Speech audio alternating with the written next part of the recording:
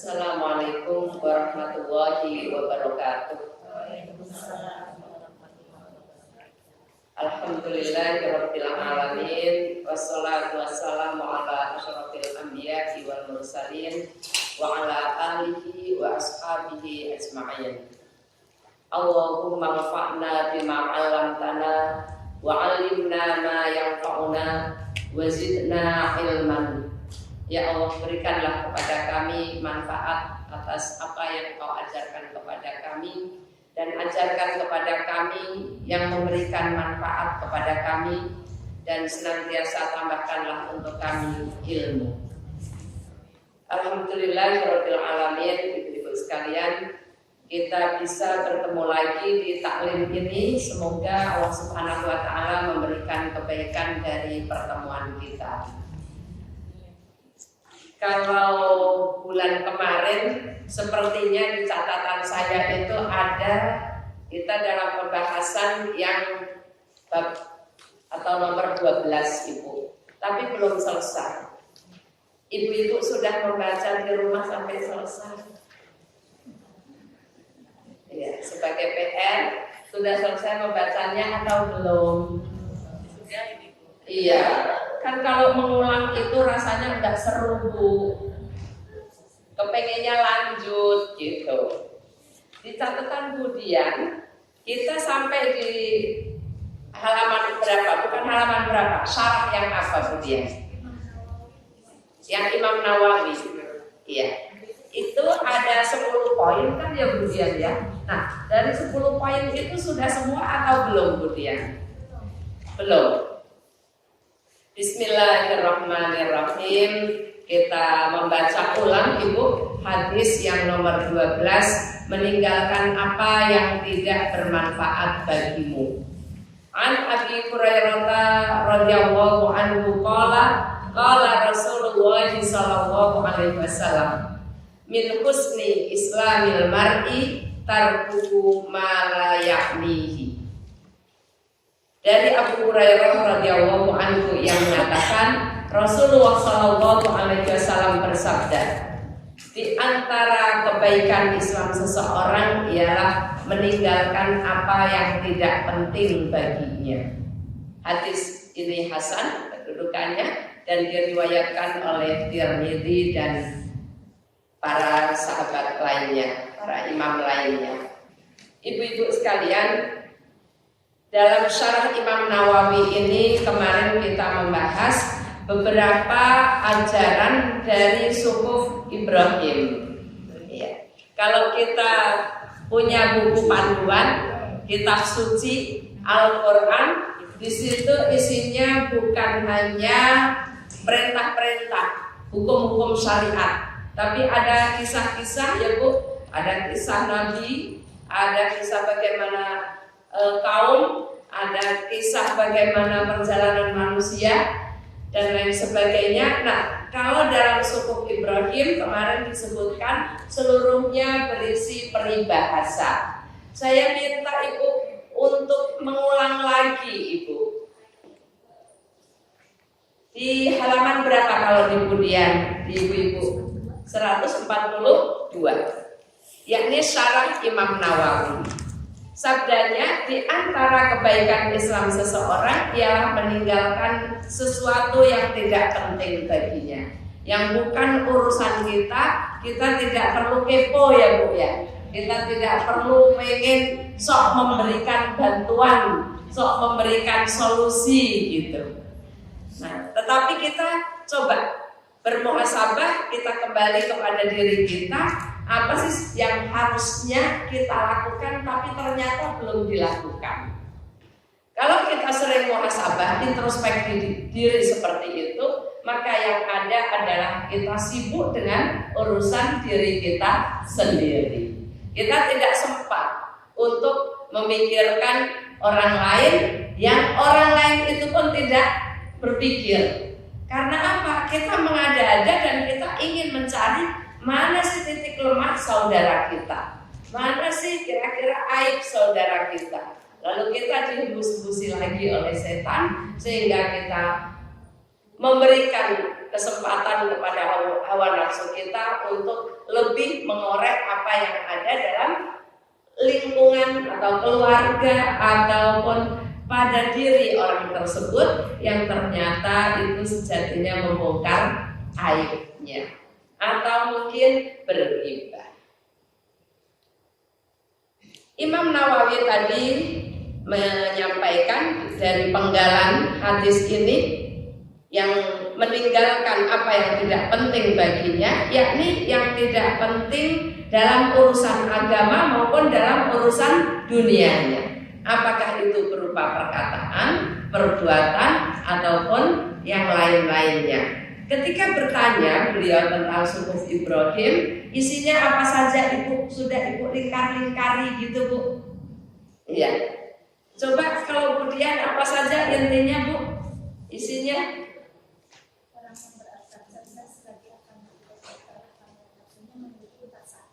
Iya.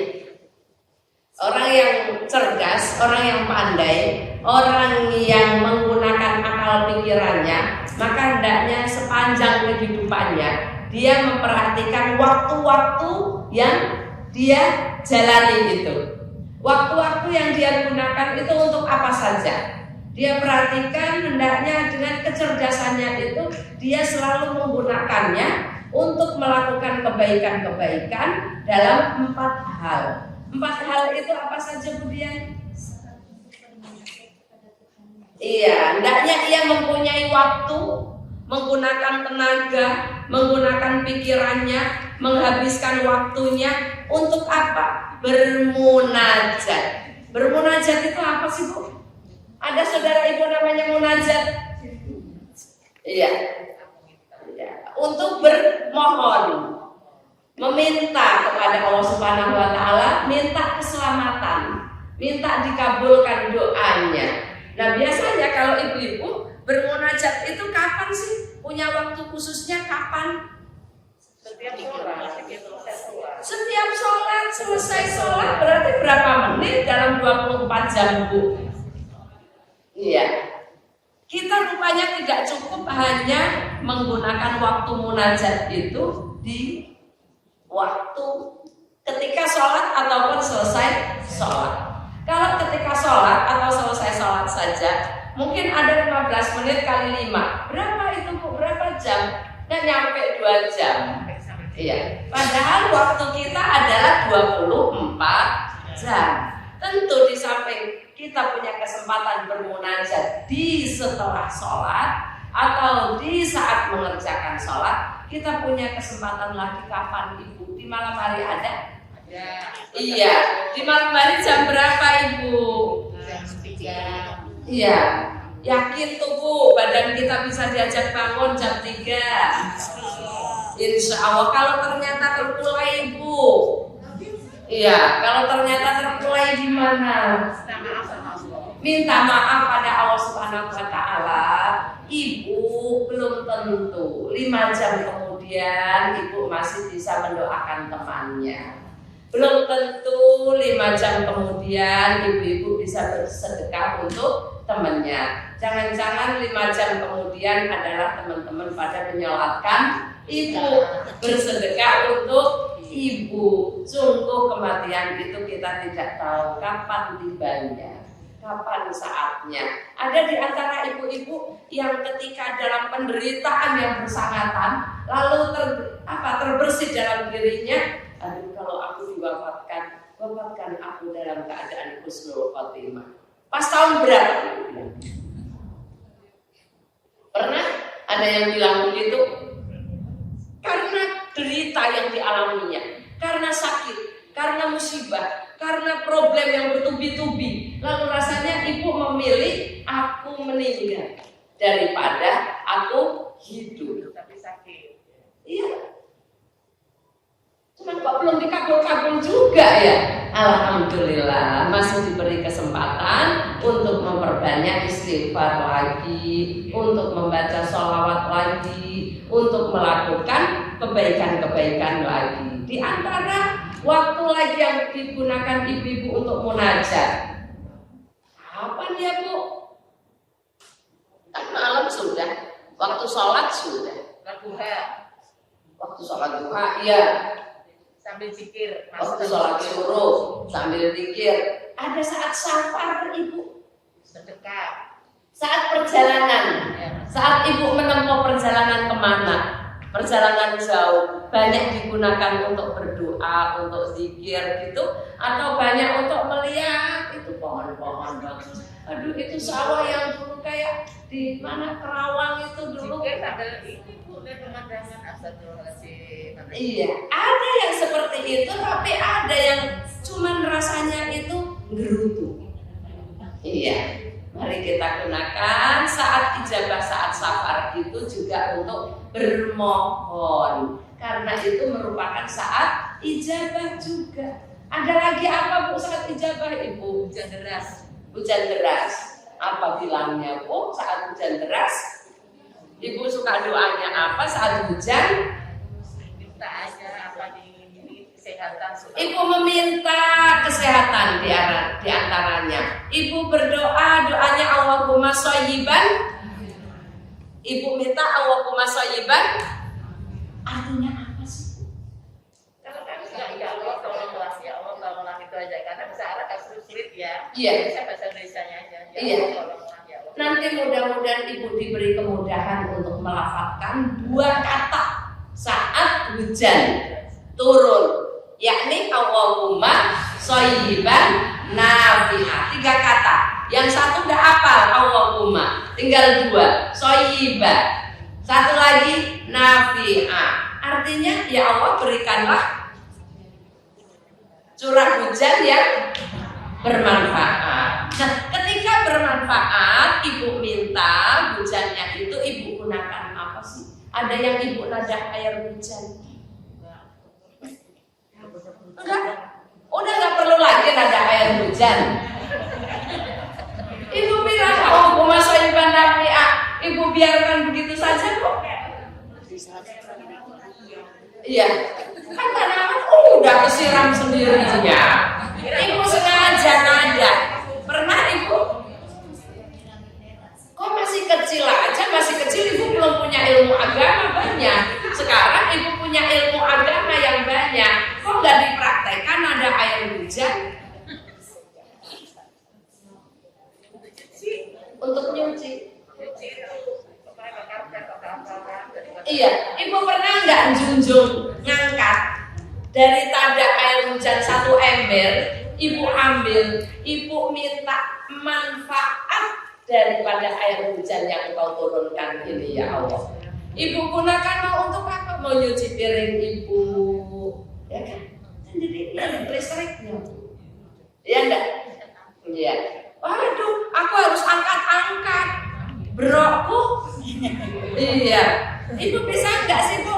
Nadanya dari atas, kasih selang sedikit. Ibu gunakan untuk nyuci sepatu. Katanya Ibu bilang Allahumma shayyiban nafi'ah. Tapi kalau Ibu biarkan begitu aja, tumpah sesukanya.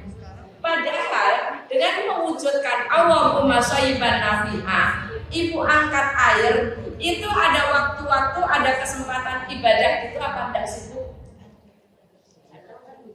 Pernah Ibu nada air 1 ember buat bilas jilbabnya Ibu, mekenanya Ibu, itu turun loh dari langit langsung, ya kan? Nggak pakai perantara, nggak pakai apa istilahnya, ngelewatin apa? Enggak kan? Langsung. Kecuali yang Ibu tanya dari talak. Iya. Apalagi kalau Ibu menggunakannya untuk ruqyah tubuh. Iya. Ibu nggak punya teras belakang rumah, nggak ada. Jadi mau mandi hujan-hujanan langsung nggak punya, nggak ada. Semua rumah ruangan tertutup. Bagaimana? Ibu angkat air seember, 2 ember, kan? Iya. Sehingga kita benar-benar bisa merasakan ijabahnya doa yang kita panjatkan. Allahumma shayyiban nafi'ah. Kita pengen melafalkan doa, kita kepengen apa yang kita panjatkan kepada Allah, doa-doa yang kita panjatkan itu terasa efeknya, ijabahnya. Tapi gimana mau merasakan ijabahnya? Kalau kita melafalkan begitu saja, sementara nggak ada ikhtiar kita untuk mencari untuk apa ya ini kemanfaatannya air hujan itu. Ibu kalau mau belajar berdoa cari ilmu, gimana bu doanya bu? Doa untuk cari ilmu apa ibu? Ibu berdoa Robbi zidni ilma, artinya ya Allah tambahkanlah kepada aku ilmu. Ibu bawa catatan semuanya? Ibu nyatet atau bawa catatan? Katanya ibu minta tambahan ilmu. Ibu tuh umur berapa? Sebentar-bentar bilang faktor U, Bu Muna. Iya, faktor U, Bu Muna. Untuk hal-hal yang kecil ibu bilang faktor U. Kalau untuk ilmu ibu pernah bilang faktor U? Enggak. Iya. Terus mencari ilmunya, tapi mana catatannya? Bulan kemarin mana? Yang sekarang mana? Ibu minta tambahan ilmu. Sudah kelihatan bertambah atau belum catatannya ibu? Ya lupa Bu Muna bawa pulpen. Mau pinjam ke teman, katanya nggak ada pinjam ya kalau pulpen ya. Minta, nggak bisa. Ya sudah, besok ibu beli 1 dosen. Ibu kasihkan ke teman-teman. Siapa yang nggak bawa pulpen? Robbi zidni ilma, tambahan ilmunya ada. Paling tidak di samping catatan ya Bu, lembarannya itu kan nambah. Pelajaran sebagai buku panduannya kan juga nambah. Enggak cuma kemarin hadis nomor 1 saja. Tambahan ilmunya sudah ada dan kelihatan. Lalu selanjutnya warzuqni fahma. Apa sih Bu itu artinya? Warzuqni fahma. Berikanlah aku rizki berupa kefahaman, pemahaman. Karena ternyata ibu sekalipun sama-sama duduk di sini, sekalipun sama-sama ngisi absen, sekalipun sama-sama pakai kacamata dan melihat ke saya, daya pahamnya beda-beda ya Bu. Iya. Ada yang dapat 10%, ada yang dapat 20%, ada yang dapat 80%. Kita minta kepada Allah Subhanahu wa taala rizki berupa kefahaman. Maka nanti ketika ibu lihat catatannya ibu begini, loh kok aku yang ini belum paham? Padahal aku minta rizki berupa faham. Kan ada rizki yang berupa uang ya Bu. Ada rizki berupa sedekah, kesehatan, ada rizki berupa anak, ada rizki berupa pikiran, lalu pandangan. Kok saya bisa melihat itu enak, ya, itu sedap, ya, bukan sultur, itu rizki. Nah sekarang rizki kepahaman itu kayak apa? Rizki kepahaman diwujudkan dalam praktek keseharian. Kalau memang ibu paham, ayo praktekkan dalam kehidupan sehari-hari. Jangan cuma paham lalu buat ngawang-ngawang. Kapan ini prakteknya? Gak ada tempat untuk praktek. Bagaimana? Ibu kira-kira mau menerangkan hadis nomor 12 sebagai tanda ibu diijabah doanya. Zidni ilma warzuqni fahma, mau mengajarkan ke siapa dulu? Hadis yang nomor 12. Anak cucu kita. Ibu punya majelis taklim. Anak cucu kan? Iya. Iya. Punya majelis taklim. Kok ngajarkannya ke anak cucu udah berapa puluh anak cucu? Iya. Anak cucu. 2 doang atau berapa? Anak 5. Iya. Cucu 17. Iya. Ibu punya majelis taklim? Punya nenek, anak, cucu. Bertiga. Duduk. Aduh Bu Muna, sejam anak udah usah sejam, 5 menit saja. Iya, yuk nak, duduk. Ini ibu, nenek mau baca yang ini. Apa artinya? Ya kali pertama begitu. Tapi untuk kali kedua, kali ketiga tentunya anak diajarkan sesuai dengan tingkat pemahaman mereka, tetapi dibimbing oleh kita yang tua. Ibu senang enggak sibuk kalau nanti dari bukti zidni ilma warzuqni fahma merupakan rizki dari kefahaman ibu, lalu ibu itu diingat-ingat sama cucu ibu, diingat sama cicit ibu. Catatan eyang mana? Jadi eyang aku apa eyang putri? Eyang putri ngertinya gimana? Oh, eyang itu kalau nulis rajin, ada tanggalnya, ada ininya. Oh, eyang aku nggak pernah ada catatan.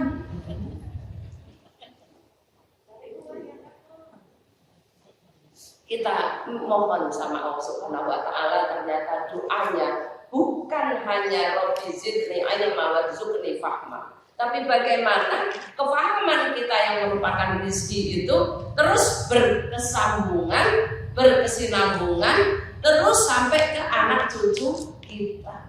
Mereka ada yang dapat ilmu itu dari sekolahan, iya, dari tempat kursus, iya, dari kampusnya, iya, dari majelis taklimnya, iya. Nah, mereka kan dapat warisan harta juga dari kita. Kenapa kita nggak minta kepada Allah Subhanahu wa taala meninggalkan warisan berupa ilmu dan kefahaman?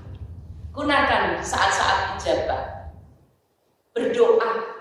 Yang mungkin doa seperti biasa saja, tetapi pemahamannya lebih dari yang sekedar biasa. Tapi sampai pahamnya apa yang ada di balik itu. Harusnya aku melakukan apa? Minta kepada Allah Subhanahu wa taala kefahaman yang betul-betul. Ibu, saya kacamata besar. Yang kedua apa, Bu Dian? Iya, saat untuk berpikir tentang ciptaannya Allah Subhanahu wa taala. Alhamdulillah kita diberi penglihatan, bisa lihat ciptaan Allah banyak banget. Yang paling ibu senangi ciptaan Allah Subhanahu wa taala itu berupa apa, Ibu?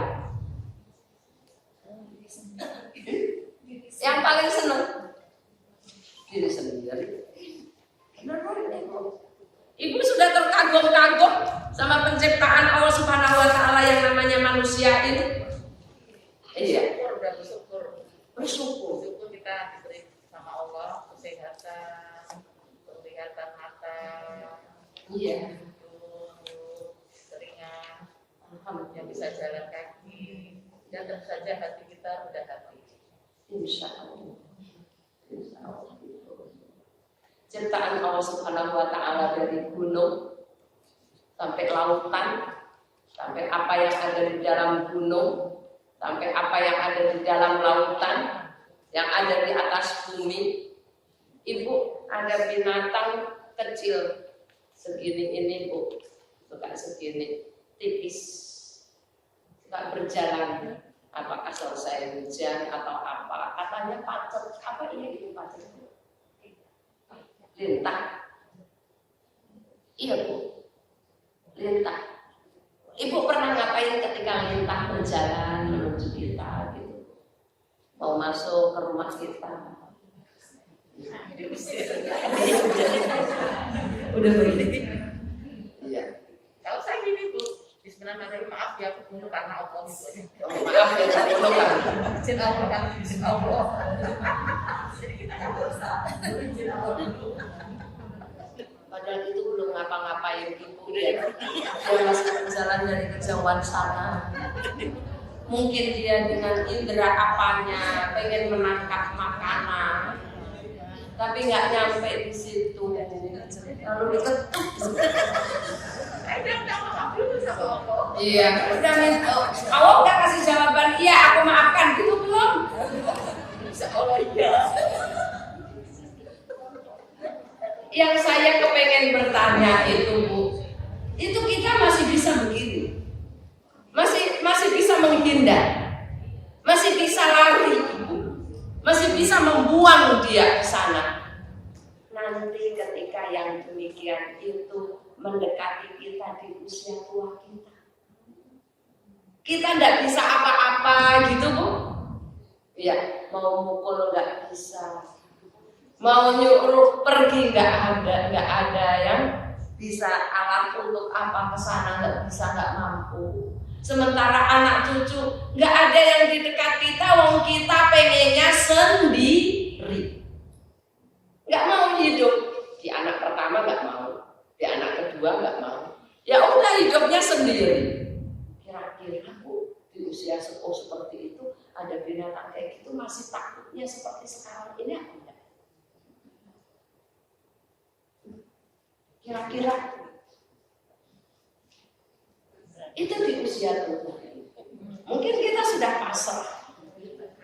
Bagaimana, apa dia mau kesini atau tidak? Mungkin masih keluar doa-doa, hindarkan aku dari binatang itu. Kalau punya apalan doa, Bismillahirrahmanirrahim, ma'asmihi syai'un fil ardi wala fis sama wa wasami'un alim. Kalau enggak, lalu dia memberkati kita. Itu kalau kita masih hidup, masih bisa berdoa, masih bisa menghindar. Kalau kita sudah meninggal nanti di alam kubur dengan berbagai macam siksaan yang ada di kedalaman bumi. Kedalaman bumi kan itu juga tempat makhluknya Allah Subhanahu wa Ta'ala. Apa yang kita lakukan? Kita berpikir bagaimana nanti hari tuanya kita di akhirat kita. Mana nanti di antara anak cucu kita juga yang akan kirim-kirim sesuatu. Kalau enggak, kita dari sekarang juga mendoakan mereka supaya mereka mendapat kecipratan dari kebaikan yang kita. Yang ketiga apa Bu? Ada saat untuk merenungkan diri kita sendiri. Silakan Ibu coret-coretin, ada kok bisa.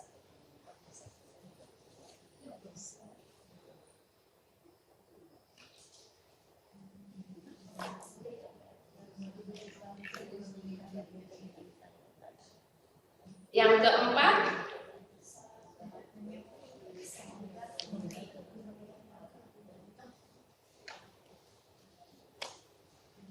saat untuk menyepi bersama Allah Subhanahu wa Ta'ala. Allah yang memiliki keagungan, yang memiliki kemuliaan. Apakah saya sudah pernah menyampaikan kepada Ibu tentang keutamaan bacaan Ya Dzal Jalali wal Ikram, wahai Zat yang maha agung dan yang maha mempunyai kemuliaan? Kita pernah membaca Ya Dzal Jalali wal Ikram gitu di dalam doa apa ya Bu? Setelah sholat, gimana sih doa sebelumnya? Allahumma tabarakta ya dzal jalali wal ikram. Mudah-mudahan nanti ada kesempatannya Bu, kita membahas doa yang sudah sering terlupakan. Itu yang terdapat dalam Suhuf Ibrahim. Lalu yang disebutkan dalam Suhuf Musa apa itu?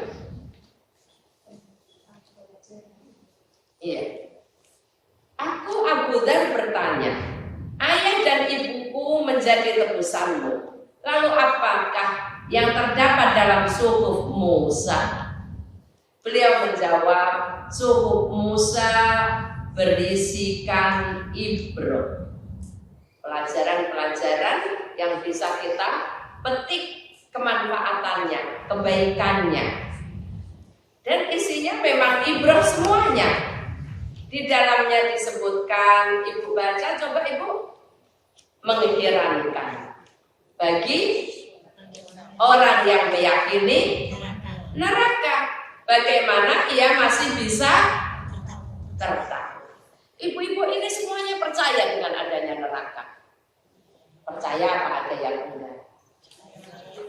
Soalnya ada di antara golongan umat Islam juga yang tidak mempercayai dengan siksa kubur dan dengan adat-adat yang lainnya. Cuman adanya kehidupan di dunia ini. Kita alhamdulillah bersyukur diberi keimanan dengan adanya kehidupan di akhirat nanti, surga maupun neraka. Aneh banget, orang yang percaya adanya kehidupan neraka, kok dia masih bisa ketawa-ketawi? Iya, kok dia masih merasa sombong? Kok dia masih pengen menunda-nunda pekerjaan kebaikan atau ibadah-ibadah yang baik yang diridhoi Allah? Bagaimana bisa ia tertawa? Kayak apa sih nanti di alam kubur saja kita ketika disengat, misal Ibu, dengan sebab kita sengaja meninggalkan sholat. Gimana ya orang di mall? Gimana ya orang di pernikahan? Gimana ya orang di jalanan? Ibu, ketika di mall itu, Ibu bisa enggak sih mampir ke satu stand? Kalau musolanya ke atas sulit, di bawah juga Ibu sulit. Ke sebelah mana? Ibu, sholat aja di situ. Berani apa? Karena orang yang meninggalkan sholat, nanti di alam kubur itu, Bu, setiap kali azan berkumandang, dia di apa, Ibu? Digigitin ular. Ular yang sangat besar. Namanya Sujail Akro. Ular yang tugasnya gigit orang yang tidak sholat waktu di dunia. Nah nanti gigitnya itu dia di kuburan. Iya, di dalam kubur kita itu di alam barzakh. Setiap kali azan dikumandangkan, udah tubuh mulai gigitin. Ibu mau lari kemana? Sesempit itu. Pasrah. Pasrah gimana pasrah? Iya. Kalau pasrah itu kan berarti Ibu runyam banget itu. Kayak apa, Bu? Dihimpit bumi itu gimana sih? Dibakar api kayak apa pedisnya? Gimana Ibu mau pasrah? Iya. Ini. Mari kita renungkan. Kita renungkan.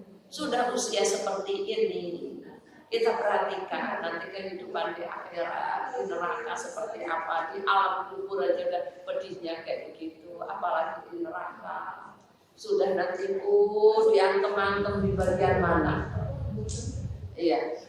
Setelah hancur dikembalikan utuh lagi. Pukul-pukul lagi.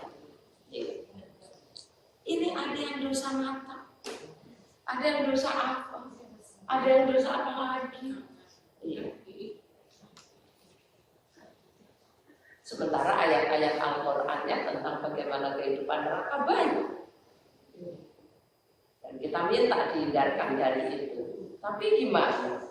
Kita minta dihindarkan kok masih ketawa, masih ngengkel, masih ngeyel. Mengherankan bagi orang yang meyakini neraka, bagaimana kok ia bisa tertawa. Mengherankan bagi siapa yang meyakini kematian, bagaimana ia bisa gembira. Ibu nanti kira-kira meninggal dunianya di tempat tidur yang mana? Iya. Di rumah yang mana? Di tempat tidur yang mana? Ibu nggak bisa milih. Iya.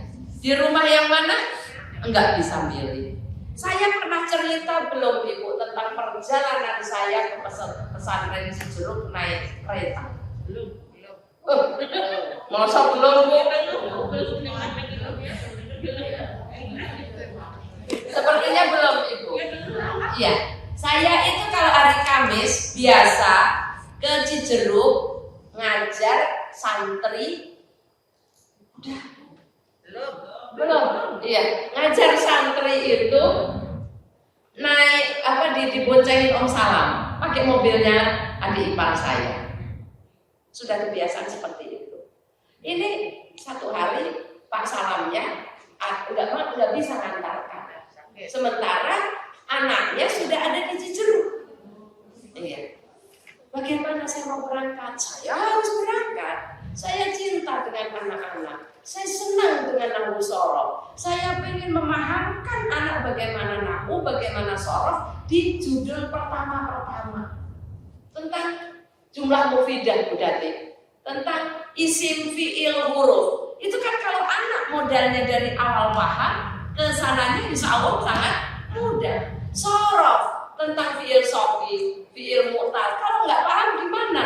Ke belakangnya sulit. Nah, saya memaksakan diri untuk tetap berangkat ke sana. Gimana caranya? Habis subuh teh, saya naik Grab ke Tanjung Barat. Ternyata kata Om Salam, nggak usah naik Grab, nanti bareng sama keponakan, bareng sama anak saya. Ternyata ibu, saya sudah nunggu sampai setengah 6 dari habis subuh sampai jam 6 qadarullah.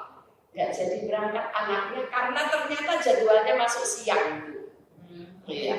Akhirnya saya benar-benar naik Grab motor dalam kondisi betul-betul kaki saya sedang sakit yang waktu itu. Kalau naik ke Tanjung Barat itu naik tangga nggak sih Bu? Iya, naik tangga tinggi. Itu bawa apa saya Bu? Bawa buku Arabiah Nasiin 18 biji, itu berat beneran. Bawa buku, karena saya kemis itu jadwal rekaman Riyadhus Shalihin dulu. Bagaimana saya harus pasrah sama Allah Subhanahu wa Ta'ala.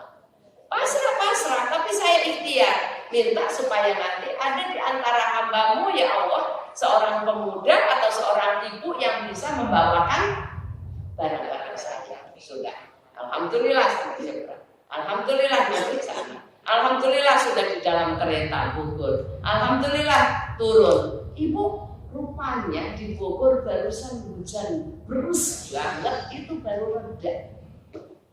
Senangnya luar biasa ya Bu. Senang banget kok reda. Tapi saya dibuat agak ciut karena ternyata saya di gerbong paling akhir. Iya, itu perjalanannya gimana Ibu? Dengan kaki terseok, dengan sebelah sini sakit, dengan bawaan kayak begitu, nanti insya Allah akan ditolong. Itu kan juga sudah mulus ya Bu ya. Udah ya mulus ya, pengen pipis karena perjalanan tadi gerimis-gerimis kayak begitu.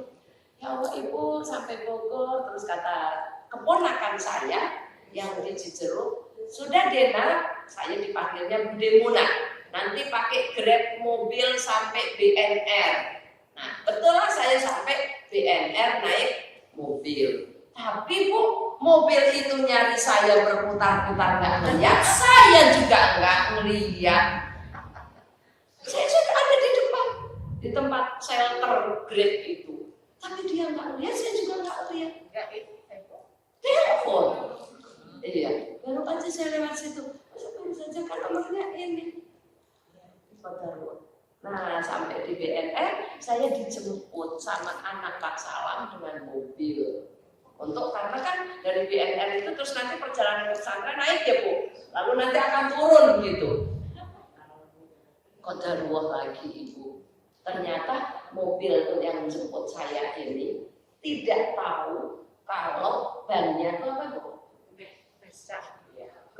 Gempes ya bukan kempes itu sampai yang pes-pes itu cuman ditinggal ke Alfamart dalam hitungan sebentar aja beli minuman keluar sudah kempes. Padahal tadi nggak terasa sudah, padahal saya ngajar jam 9 itu dari habis subuh.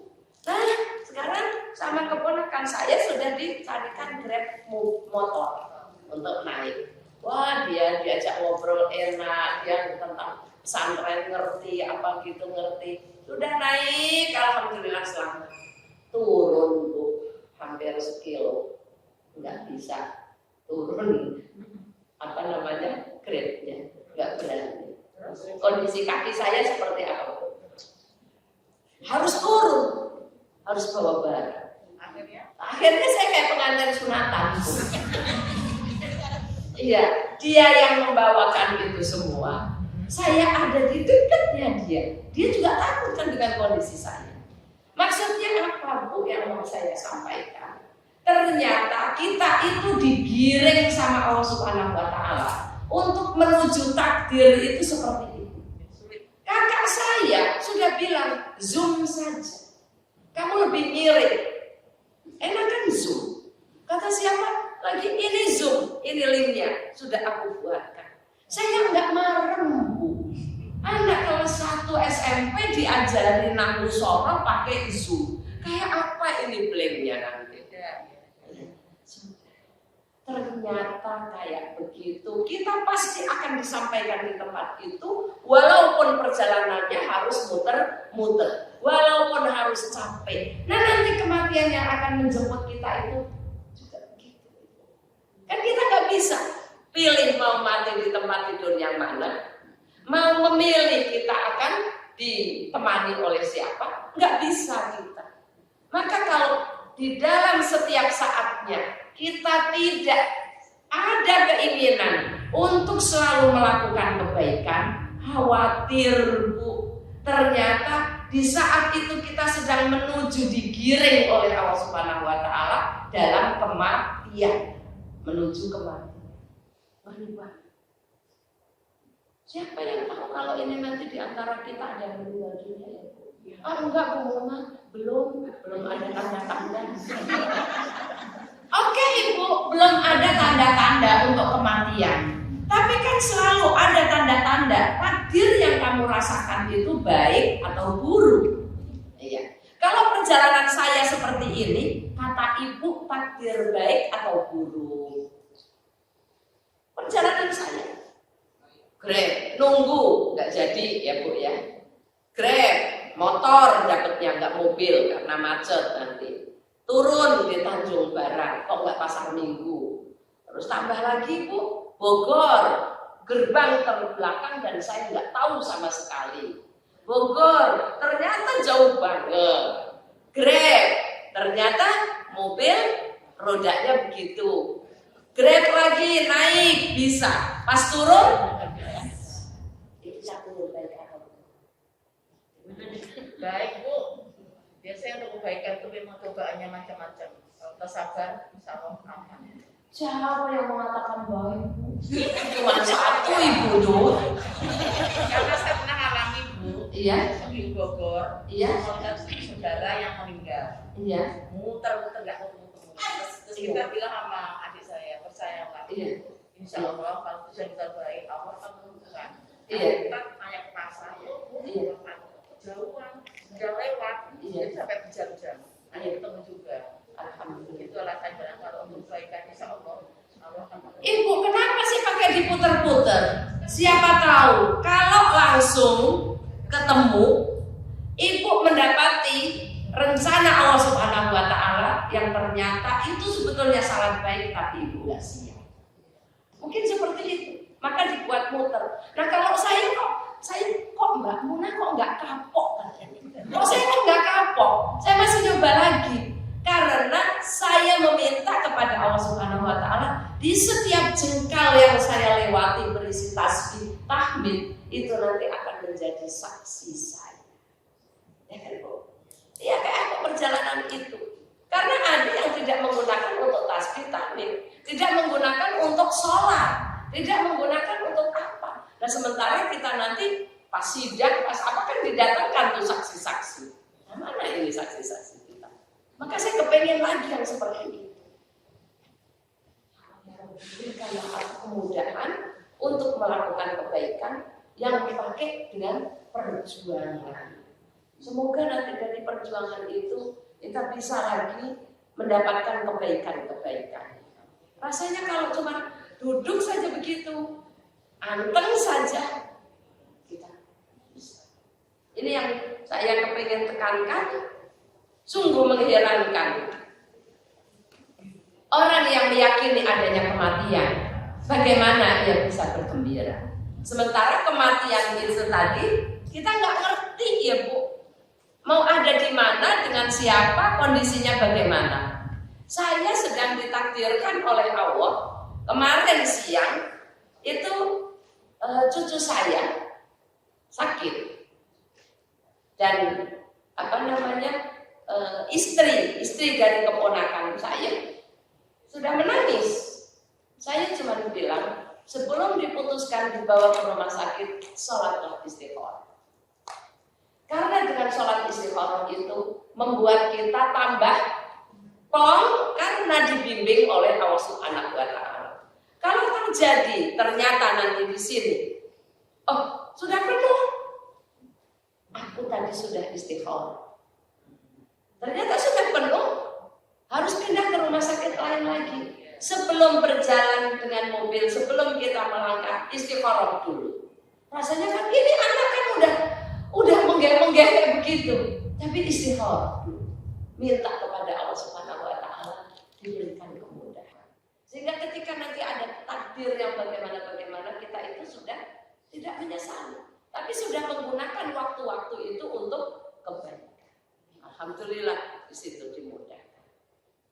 Sudah jam 8 malam, ada seorang ibu nangis-nangis.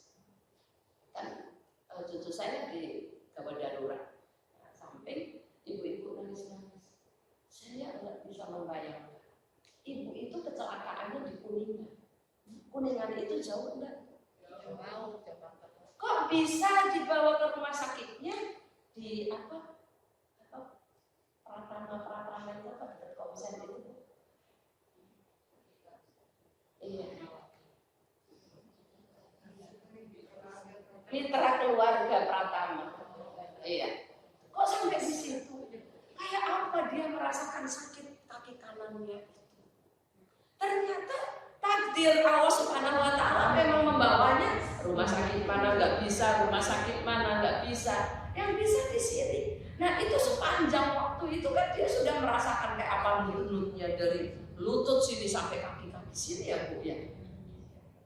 Itu untuk menghadapi satu takdir. Nah ini nanti kematian gimana? Perjalanan kita yang mau diarahkan, mau digiring oleh Allah Subhanahu wa taala menuju kematian itu, kayak apa dari sejengkal ke sejengkal berikutnya yang akan kita alami, yang akan kita jalani. Kita bisa menuntaskannya bagaimana? Kita minta lagi pada Allah Subhanahu wa taala husnul khotimah, tapi ayo dibikin programnya. Mau melakukan apa saja. Jangan yang penting nanti saja. Bukan. Mengherankan bagi siapa yang melihat dunia, yang mempermainkan ahlinya, tapi ia merasa tentram kepadanya. Siapa ibu di antara ibu yang bisa memberikan contoh ini, Bu? Mengherankan sekali. Siapa yang melihat dunia, yang ternyata dunia ini cuma kayak permainan, tapi ternyata ia seneng banget bermainnya itu. Enggak membayangkan jika nanti permainan itu habis. Jika nanti dengan permainan itu dia kalah. Jika nanti saat bermain itu dia kesandung. Saya beberapa waktu lalu juga dikagum-kagumkan oleh kekayaan seseorang. Saya kagum. Saya heran lagi.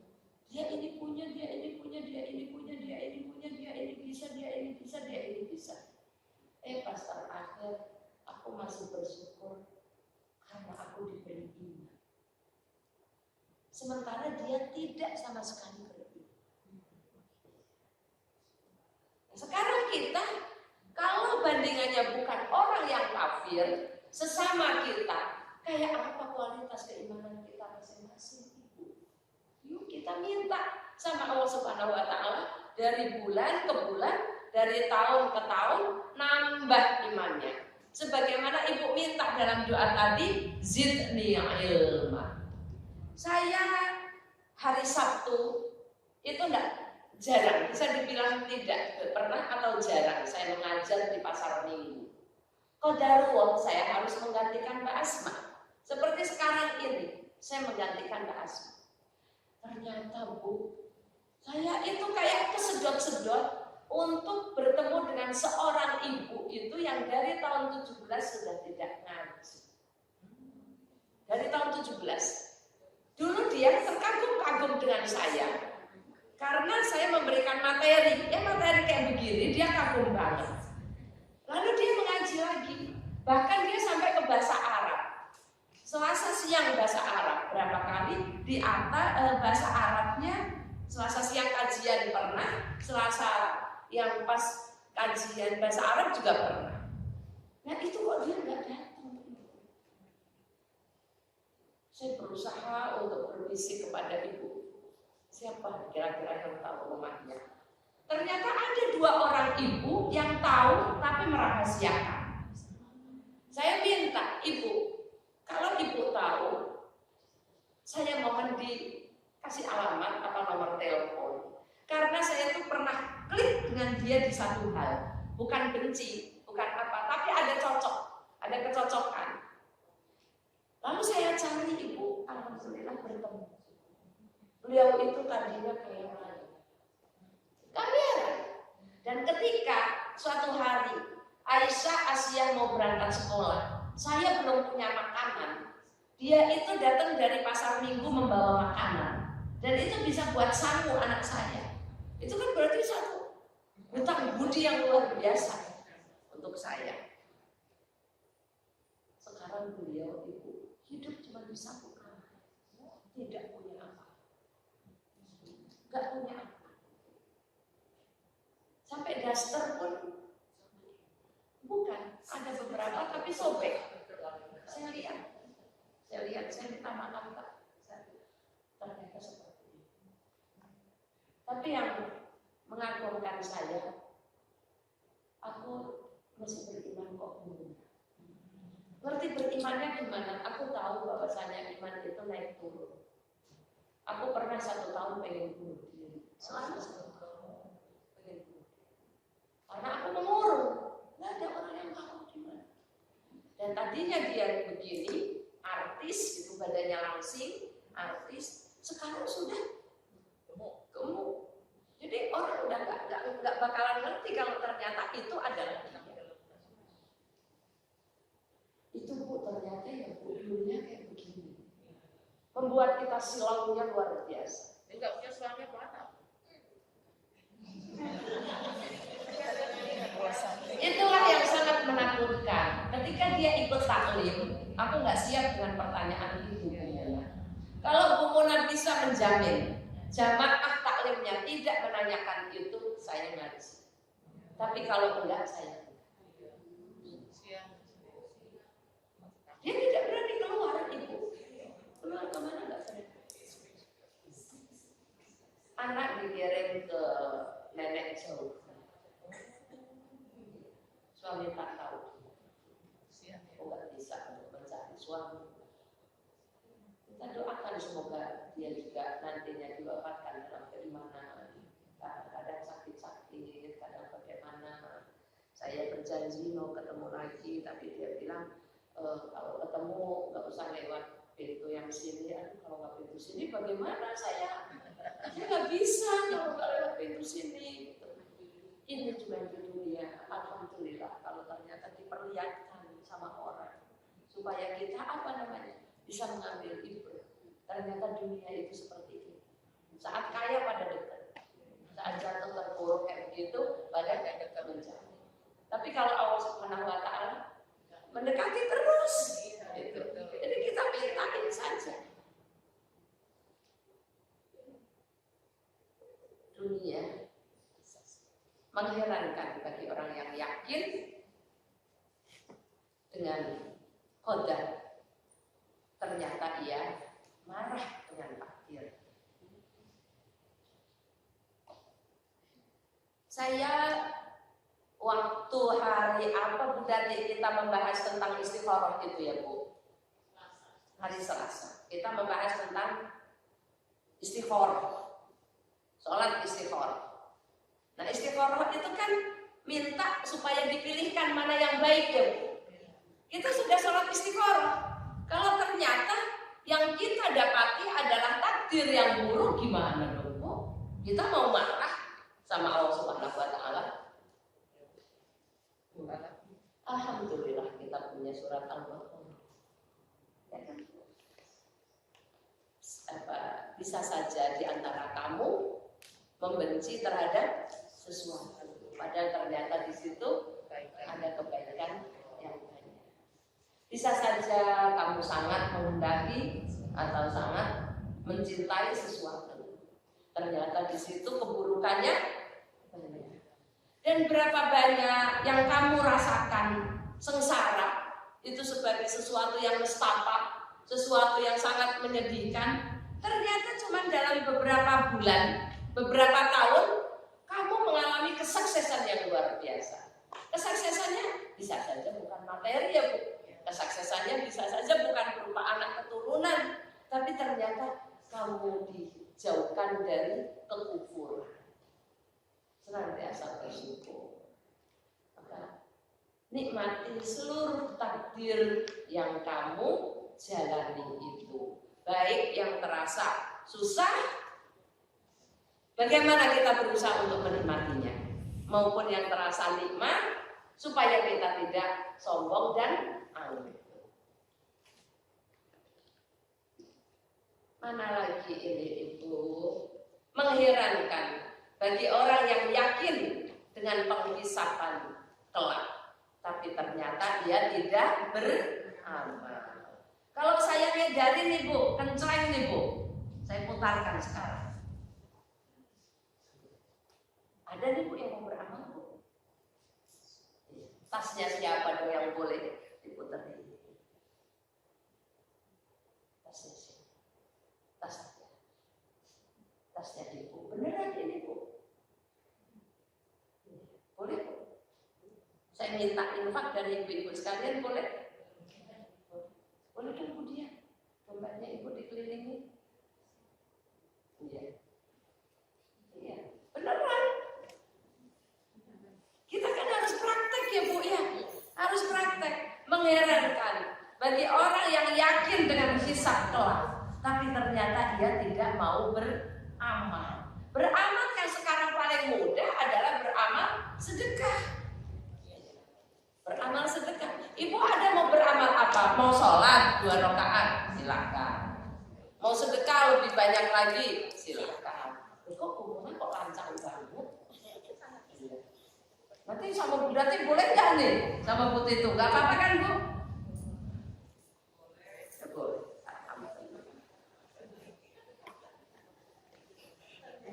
Boleh. Mengherankan bagi orang yang yakin dengan penghisapan kelak, tapi ia tidak beramal. Ibu-ibu sekalian, untuk beramal itu kita langsung pikirannya adalah infak. Kalau dalam pikiran kita infak, biasanya banyak apa sedikit yang dikeluarkan? Seikhlasnya. Iya. Seikhlasnya. Banyak mah nggak ikhlas apa? Kita ikhlas. Ya harus dilatih lah Bu, yang banyak tapi ikhlas. Apakah kita membayangkan bahwa ternyata sedekah yang kita berikan saat ini tolak balak untuk musibah yang nanti jam 11 akan kita alami? Iya. Apa sih tolak balaknya Bu? Tolak balaknya kira-kira balaknya itu berupa apa? Tolak balaknya berupa apa? Tolak balak itu nggak harus gempa. Tolak balak itu nggak harus Ibu keserempet. Tolak balak itu nggak harus Ibu kenapa terkilir. Tolak balak itu Ibu duduk di sini tapi nggak ngerti materi yang disampaikan apa adalah balak juga. Ya enggak Bu? Iya. Ibu duduk loh. Iya. Mengkaji seperti ini, serius. Tapi kok ternyata sedikit pun nggak ada yang musibah. Nah, tadi di antara ibu yang akan membawa bantuan untuk ke Cianjur itu bertanya, Umuna, apakah ada doa yang dibaca saat kita melihat musibah menimpa seseorang? Ada apa enggak? Saat musibah itu bisa sakit ya Bu, bisa gempa, bisa bangkrut, dan bisa segala macam, bisa gila, ya, bisa hilang kesadaran. Nah, ketika kita melihat yang seperti itu, apakah keturunan dari Rasulullah SAW doa yang kita baca? Ada enggak? Ada, tapi saya tidak tahu. Berarti selama ini ibu belum pernah baca? Ya iya, maka dari Iya. tahu. Kalau saya kirim ke Bu Dati nanti langsung ke grup ya Bu? Iya.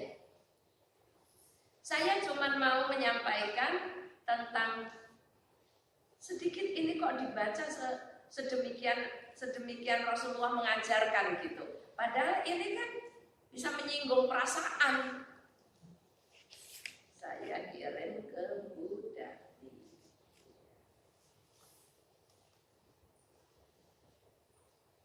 Ibu tersebut waktu bertanya langsung saya terangkan. Saya sebutkan doanya. Alhamdulillahilladzi afani mimma talaka bihi. Saya baca kayak begitu itu langsung dia kaget. Karena dulunya pernah ikut bahasa Arab. Kok kayak gini umuman? Nah iya lah. Kita melihat musibah, kok membaca doanya? Bagaimana itu? Jazakumullah bima anfaqtum. Barakallahu bima anfaqtum. Semoga Allah Subhanahu wa taala memberikan balasan atas apa yang ibu berikan ini, dan Allah berikan barokah atas harta-harta yang masih ada. Alhamdulillah apa? Iya, sudah di-share ya Bu Dati ya?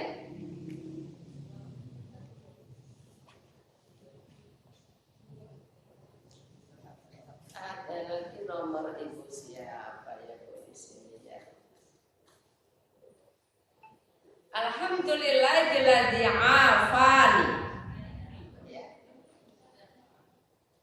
Mimma talaka bihi. Segala puji bagi Allah yang telah memberikan aku keselamatan dari musibah yang menimpa kamu. Sampai di sini dulu Ibu. Alhamdulillahilladzi afani mimma talaka bihi. Sudah ada Bu Dian?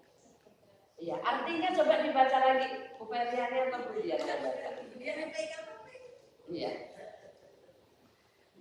Segala puji bagi Allah yang telah menyelamatkan aku dari apa yang menimpamu.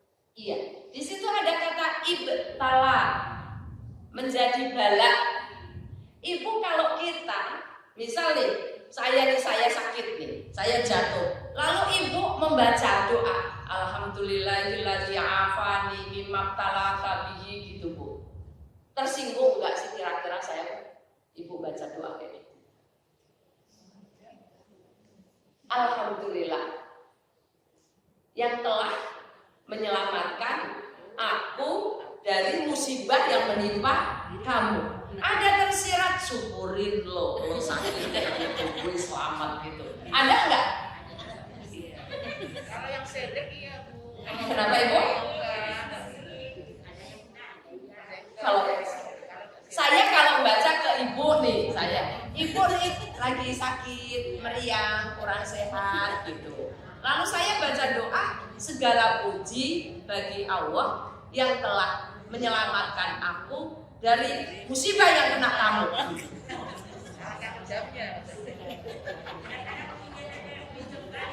Iya, kejam kali gitu ya Bu ya. Iya. Ini doa diajarkan Rasulullah SAW kepada para sahabatnya. Yakni ketika melihat seseorang tertimpa musibah, doanya kayak begini. Apa iya kita akan protes sama Rasulullah SAW? Enggak mungkin. Ya, itu kan rasanya ya Bu ya. Yang menimpa ibu adalah takdir buruk. Iya. Aku sehat, kayaknya tak takdir baik kayaknya yang menimpa aku. Yang menimpa ibu buruk, yang menimpa aku, yang menimpa kita semua baik. Aduh. Tapi begini Bu, kalau bisa kan dia sakit, kita mau baca ini terus maafin ya saya gitu. Ya kan? Baca nggak tersinggung. dibaca lagi doa yang penggalan keduanya. Wa faddalani ala katsirin. Iya. Iya. Iya. Dan memberikan keutamaan, faddalani, memberikan kelebihan, mengangkat aku, meninggikan aku, memberikan karunia kepadaku atas makhluk-makhluk yang lain. Tafdila. Kalau ada dua kata disebut sama, itu berarti kan penguat ya. Benar-benar aku bersyukur karena aku diselamatkan dari musibah lo, gitu ya Bu ya. Dan gue diangkat sama Allah Subhanahu wa taala, dinaikkan tingkatnya beberapa derajat daripada awas besok lagi undang ke sini. Makanya maafkanlah saya ngomong gitu. Gak usah pakai maafkan Ibu, gak usah pakai maafkan, tapi carilah ilmu sehingga nanti ketika ada yang membaca doa seperti itu, padahal kita sedang jatuh tertimpa tangga lagi, iya, karena itu merupakan ibadah buat dia. Iya. Nah kitanya bagaimana Ibu? Kitanya membaca itu juga masih bisa, kalau lebih parah lagi yang dari sakit kita masih banyak. Iya enggak?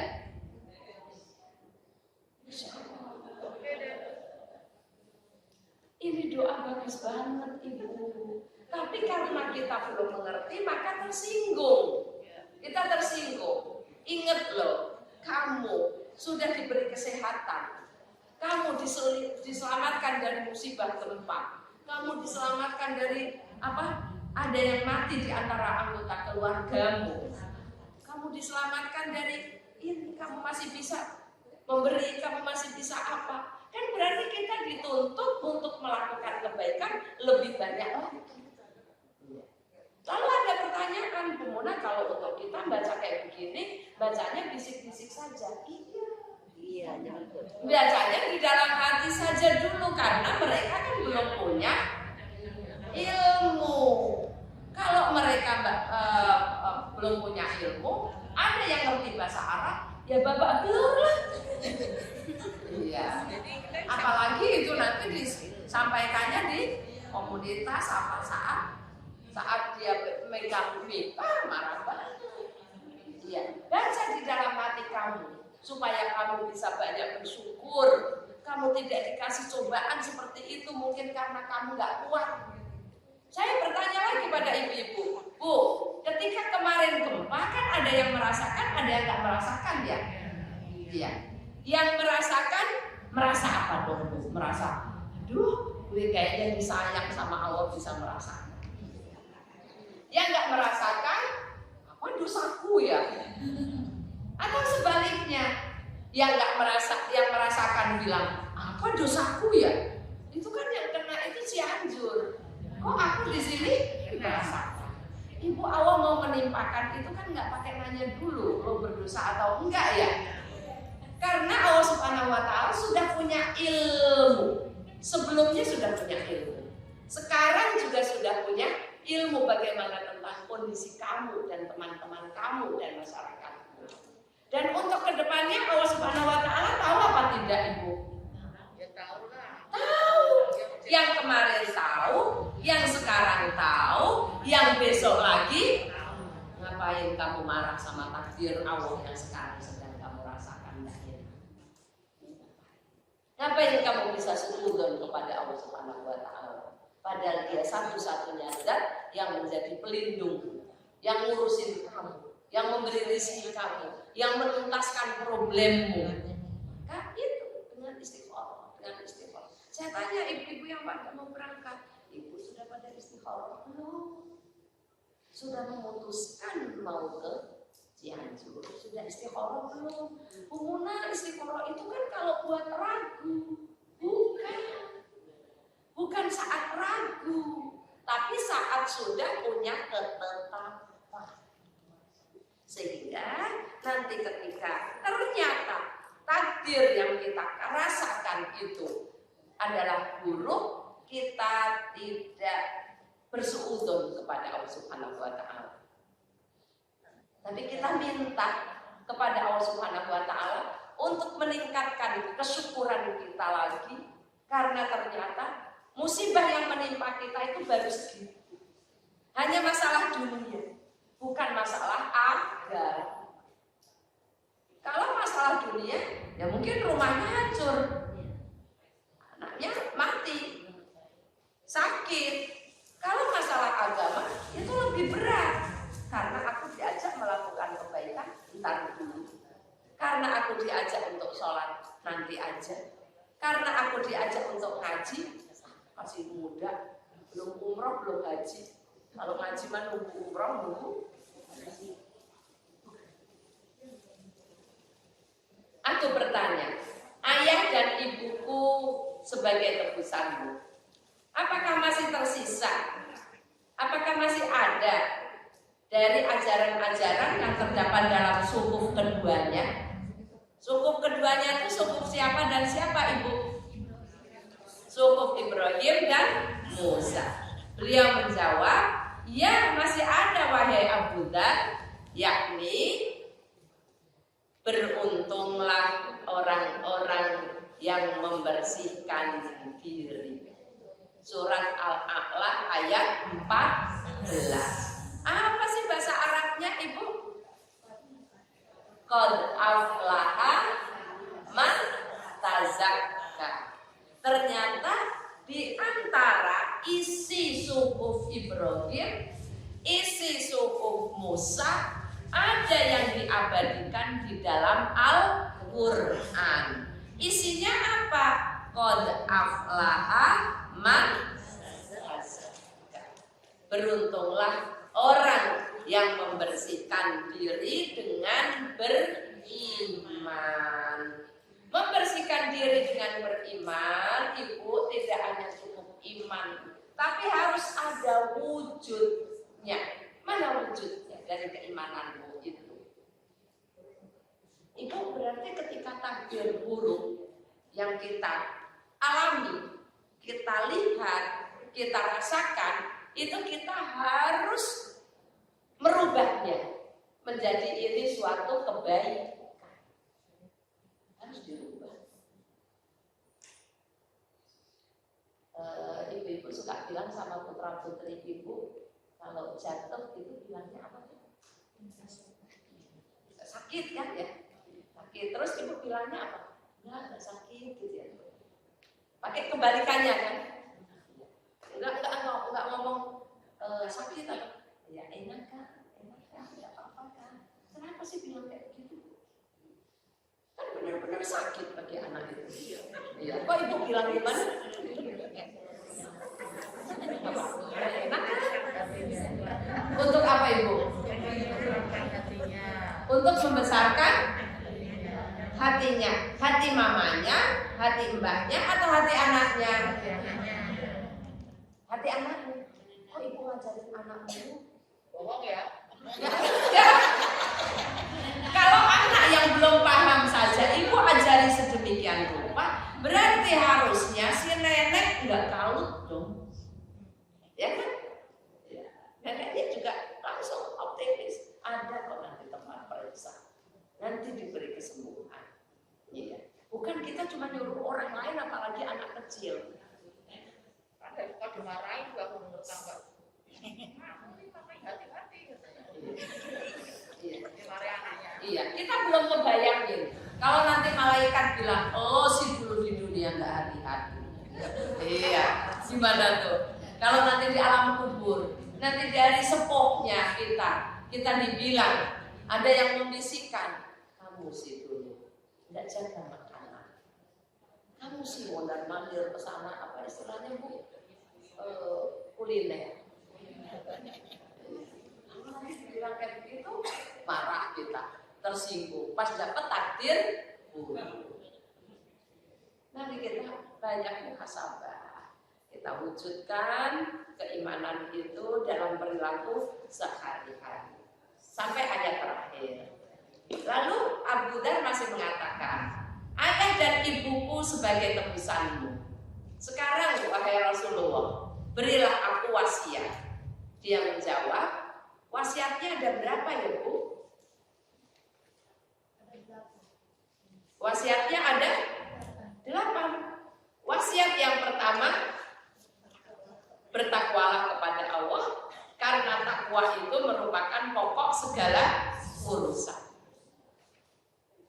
Ibu bisa membuka surat apa? Ibu, saya dulu sudah pernah bilang sama ibu tolong hafalkan. Bu Mona, masa udah usia kayak begini ngapalin ya? Susah apa nih? Susah banget. Ibu, mushafnya di mana ya? Ibu mau mengambil mushaf? Coba ibu ambil, ibu buka, ibu mager. Biarin nanti. Iya, biarin nanti. Kalau yang ada HP-nya silakan buka di HP. Kalau ada yang boleh ibu membuka. Masalahnya ibu belum berniat minta sama Allah langkahnya ini dimudahkan. Ibu pengennya duduknya ya Bu. Duduknya dikasih ibadah. Melangkahnya enggak, padahal melangkah kayak gini jadi enggak ngantuk kan Bu. Ibu mau saya ambilkan? Mau saya ambilkan? Saya mau tanya sama ibu, siapa yang wakaf mushaf ini? Siapa yang wakaf mushaf ini, Bu? Iya. Enggak, ibu saya suruh baca satu-satu. Iya. Siapa yang wakaf mushaf ini, Ibu? Iya. Ibu ambil dong ke sana. 5 semuanya diambil. Iya. Ambil, Bu. Saya cuma pengen bertanya, Bu. Pengen bertanya. Siapa yang wakaf ini? Dia nungguin nggak kiriman pahalanya? Nungguin kiriman pahalanya? Nah, Quran ini hanya dipajang atau dibuka? Kita gambarkan nanti kalau saat kita wakaf, ternyata Qurannya nggak pernah disentuh. Iya. Gimana Qurannya? Ngasih hadiah nggak pernah disentuh, diwakafin nggak pernah disentuh.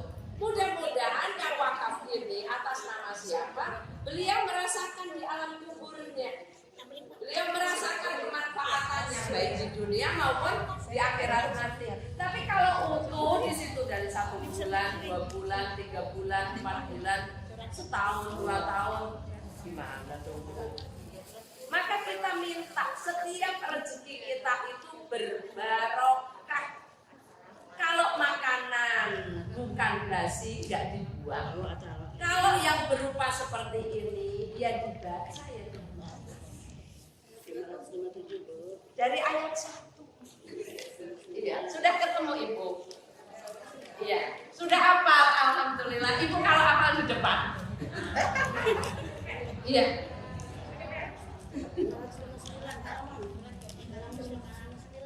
Iya. Kalau apa di depan, Ibu duduk dekat saya. Saya di sebelah sini geser. Enggak, saya nggak mau ngetes hafalannya. Saya cuma mau bertanya. Ibu mulai menghafal surat At-Talaq kapan? Ibu di sini dong Bu, biar kelihatan. Biar kelihatan. Iya. Semester ini. Saya bertanya, kenapa Ibu menghafal? Apa motivasi Ibu menghafal surat At-Talaq?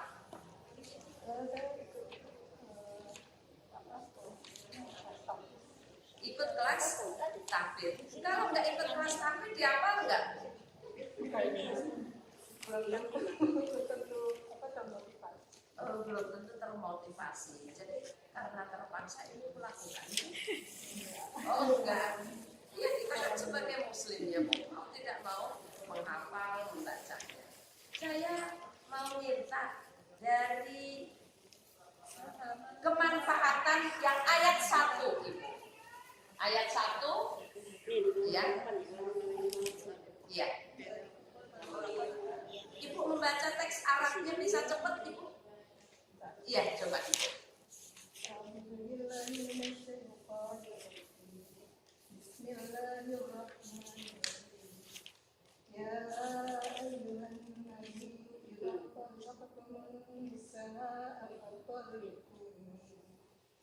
فطلقوهن لعدتهن وأحصوا العدة واتقوا الله ربكم ولا تخرجوهن من بيوتهن ولا يخرجن إلا أن يأتين بفاحشة مبينة وتلك حدود الله ومن يتعد حدود الله فقد ظلم نفسه لا تدري لعل الله يحدث بعد ذلك أمرا. Yes, semua sampai di situ dulu. Ibu, saya, Masya Allah. Saya mau bertanya kepada ibu-ibu, surat ini namanya surat apa ibu? Surat apa? Tolak. Tolak itu apa sih bu artinya? Cerai. Berarti dalam Islam ada nggak tentang cerai? Kata ibu cerai itu takdir baik atau buruk? Iya, tergantung apa sebabnya ya bu ya. Tapi ketika sudah terjadi perceraian itu adalah terbaik buat iya. Coba kita kalau baca terjemahannya, ibu siapa yang mau membaca ibu? Ini ayat ini turun ke siapa sih bu? Ayat ini berlaku untuk siapa ibu? Berlaku untuk yang di sini untuk nabi. Iya, tapi karena kita hamba, umatnya, maka kita juga ini juga berlaku untuk kita semua umat yang Islam, yang iman. Apa artinya? Coba ibu baca sama-sama saja ibu. Wahai, apabila kamu menceraikan, maka hendaklah kamu ceraikan mereka pada waktu mereka dapat menghadapi iddahnya yang wajar. Jadi harus kasih masa iddah. Lanjutnya lagi, itu waktu iddah. Serta bertakwalah kepada.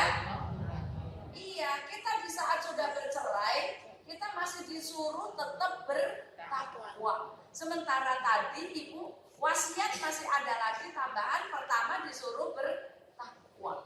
Di antara cara bertakwa adalah di saat-saat kita mengalami perceraian. Suruh tidak berputus asa, suruh tidak galau, suruh tidak susah, tapi kita disuruh bertakwa kepada Allah Subhanahu wa Ta'ala. Lalu bagaimana lanjutannya ibu? Janganlah kamu usir, keluarkan, iya, istri-istri kamu ketika perceraian pertama itu bu. Sebelum masa iddahnya habis, jangan kamu usir dari rumahmu. Biarin aja dia tetap ada di dalam rumahmu. Muna gimana? Rumah itu adalah rumahku. Dia laki-laki kan harus keluar dong. Di sini ibu disuruh tidak keluar, tetap di rumahnya. Lalu apa ibu? Walayah rujnya. Dan janganlah dia perempuan atau istri itu nekat keluar, maksain, biarin aja, aku udah sebel, aku udah jengkel, aku pergi. Ya. Lalu anak-anak gimana? Aku ikut pergi.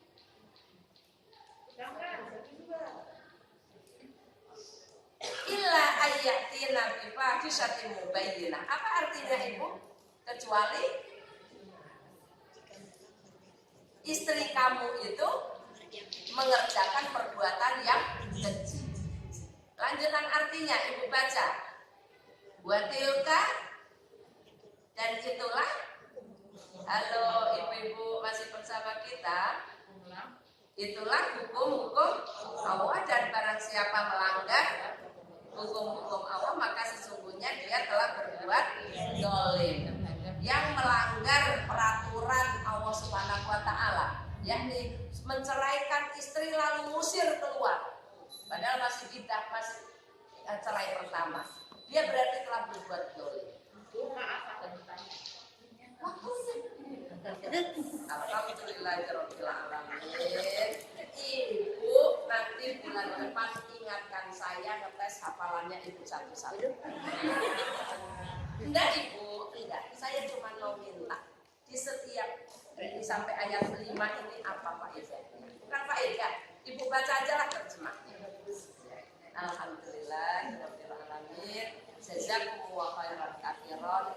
Belum selesai, semoga Allah memberikan berkah atas pelajaran kita ini dan semoga yang berwakaf ini juga mendapatkan kebaikan dari telah dibukanya Al-Qur'an. Subhanaka Allahumma wa bihamdika asyhadu an la ilaha illa anta astaghfiruka wa atubu ilaik. Wassalamualaikum